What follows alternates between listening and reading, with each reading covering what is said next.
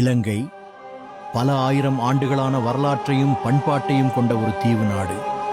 இந்த வரலாற்றில் மிக முக்கியமான கேள்வி ஒன்று இருக்கிறது. இலங்கையின் பழமையான மொழி எது?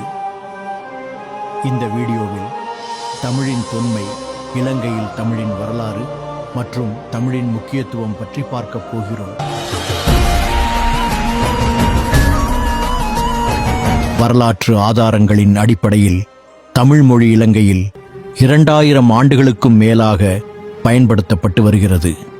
கிமு 3ஆம் நூற்றாண்டு முதல் பிராமி கல்வெட்டுகளில் தமிழ் சொற்கள் காணப்படுகின்றன. தென்னிந்திய தமிழ் பகுதிகளுக்கும் இலங்கைக்கும் இடையே வர்த்தக, கலாச்சார, குடியேற்ற தொடர்புகள் இருந்துள்ளன. இதனால் தமிழ் இலங்கையின் மிக பழமையான மொழிகளில் ஒன்றாகவும் பல வரலாற்றாளர்களின் பார்வையில் முன்னதாகவே பயன்பாட்டில் இருந்த மொழியாகவும் கருதப்படுகிறது. தமிழர்கள் இலங்கையில் வடக்கு, கிழக்கு பகுதிகளில் பழங்காலத்திலிருந்தே வாழ்ந்து வந்துள்ளனர்.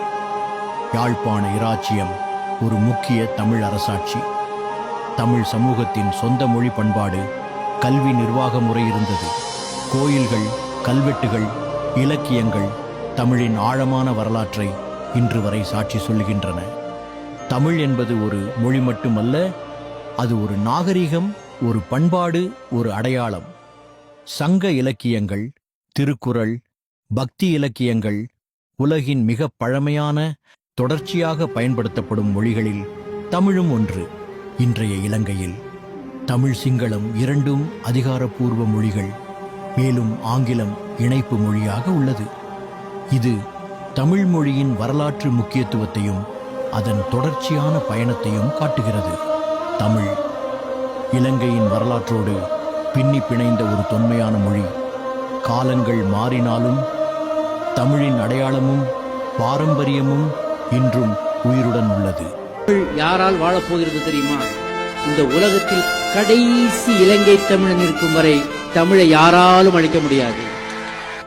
என் தாயை காப்பாற்றுவது போலதான் நீங்கள் என் தமிழை காப்பாற்றுவது.